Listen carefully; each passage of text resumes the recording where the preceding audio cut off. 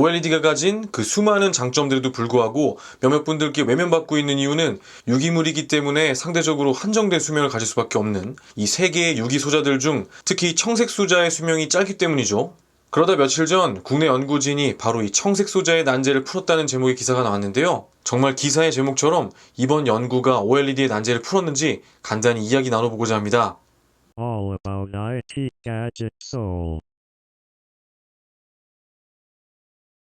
기사의 내용은 이렇습니다. 우선 여기서 LT50이라는 말의 의미를 살펴볼 필요가 있겠는데요. 이 논문에서는 1000니트가 초기 휘도, 그러니까 밝기이고 소자의 수명이 줄어들어 밝기가 50%가 되는 데까지 걸리는 시간이라고 정리할 수 있겠죠.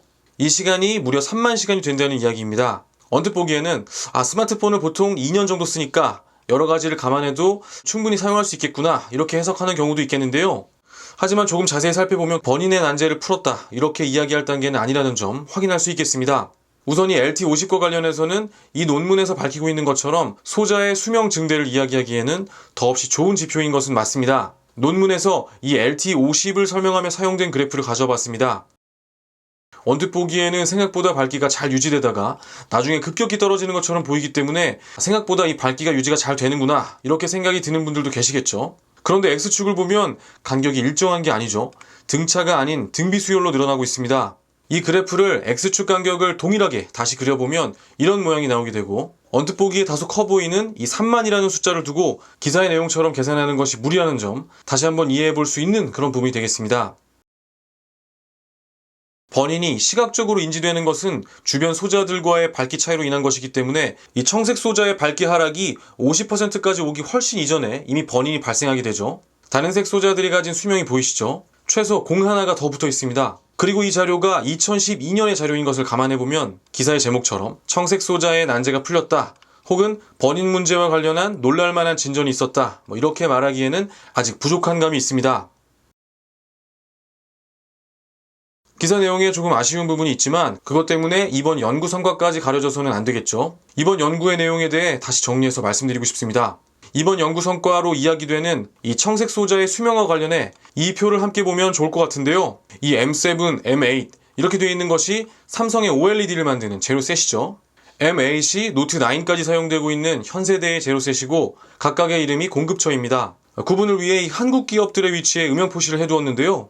안타깝게도 OLED의 미래와 관련되어 있는 이 청색 소자와 관련해서 세계 시장은 이 두 기업이 독차지하고 있습니다. 물론 삼성과 LG 이 두 기업은 각각의 업체들의 지분 투자를 하거나 협약을 맺는 등의 안전장치를 마련해 왔지만 국내 기업들이 그 자리를 차지했으면 하는 마음이 드는 것은 어쩔 수 없는 것 같습니다. 그리고 이번 연구가 갖는 진짜 의미는 바로 여기에 있겠는데요.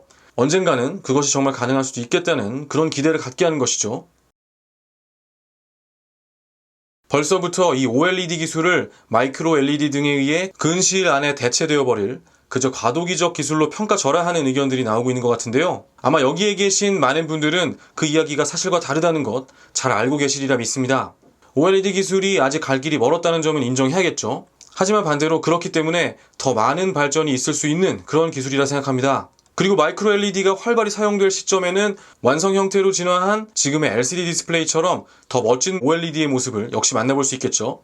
LG와 삼성 이 두 기업 모두 현재 일본의 기업들과 함께 TADF 이 3세대 발광 재료에 대해 연구가 한창입니다. 자세한 내용은 이 M9 제로셋이 나올 때쯤 다시 다루면 좋을 것 같은데요. 기존의 2세대에서 발광 효율을 100%로 만들기 위해 개간 전이가 필요하다 이 정도만 정리를 하고요. 이때 이 개간 전이를 일어나게 하기 위해서 이리듐 같은 비싼 금속이 사용되기 때문에 가격이 비싸지게 되는데 3세대 발광 재료는 이런 비싼 금속들이 필요가 없습니다. 물론 여기에도 색순도를 비롯한 난제들이 산적해 있습니다만 이 단점들을 보완할 수 있는 기술들 역시 개발이 되고 있고 그렇게 언젠가는 청색 소자의 수명에 대한 부분을 포함해 지금은 OLED의 단점으로 지적되는 높은 가격이라는 이 또 하나의 문제점이 해결되는 시기가 올 수 있겠죠.